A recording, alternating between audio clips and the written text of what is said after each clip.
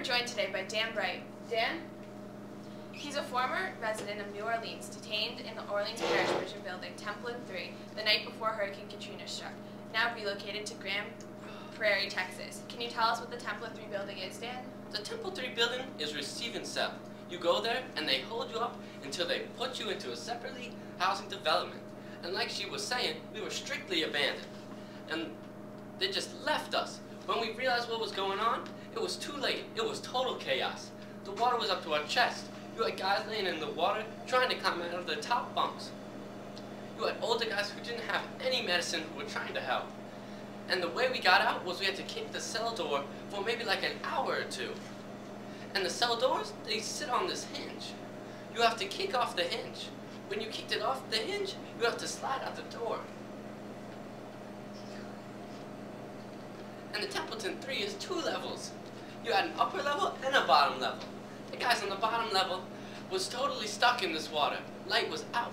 So we had to get out on the top level and come down and help those guys. And the police, they had left. Wait a second, you're saying that the police, the guards, they were gone? The guard was gone.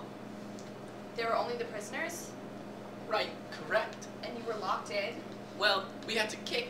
Like I said, we had to kick out of the cells maybe for hours. You had to squeeze out of the cells. We found pipes, anything that we could to help pry the cell doors so we could get downstairs to help the guys downstairs. We broke the windows to try to signal for help. No one came to our rescue. So you made your way out of the windows? We made our way out of the cells into the lower levels where most of the water was at. And we broke that window and climbed out. The dorm was made strictly like a college dorm, just like 2 cells into one. You have to forgive me. I'm kind of still groggy because I'm just getting up. So I'm trying to explain myself the best I can. Thank you. So, some of you made it out. What about the people who were locked in the cells? They couldn't get out. We couldn't help all of them. Could you hear them? Yeah, they were trying to get them out. He couldn't help everybody. The water was constantly rising. So, when you got out, what did you do? When we got out, they had maybe like 10 deputies outside the building with boats. They had deputies outside of the building, but none of the deputies inside the building helping you? None. It was like, you get out, you get out. It's not that bad. So when we got out, they took us to the bridge, what's called an overpass bridge. And they just had us put in these boats, brought us to this bridge, and left us there for maybe like 3 days without food or water or anything. They just left us there. Could you see the jail from where you were on the overpass? Right, yeah. You stare at the guys at the windows trying to get their attention. They wasn't even paying attention.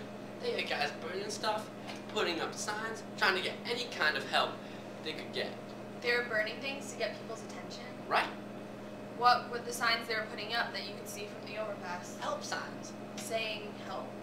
Yes, you had guys burning blankets, trying to get their attention. The helicopter was pass over, guys would burn sheets up or blankets or something to try and get their attention also. So you're saying helicopters would fly over, they would see these burning sheets, you were with the deputies on the bridge, they could see you like you could see them? Right. So what did they say when you said that there were still guys in there? They didn't say anything. There, most of the deputies had, just gone. They didn't even have to bother to help us. And not only that, they had these same deputies were stealing property, our personal property. My daughter was trying to telephone me and find out where I was at, and the deputy answered my phone. Your daughter called and the deputy answered your cell phone? Correct. Did you ever get your personal property back? No. Did any of the men? No, man. Did you... All of the guys were complaining about what was missing. Phones, their jewelry, watches, stuff like that. And now back to you.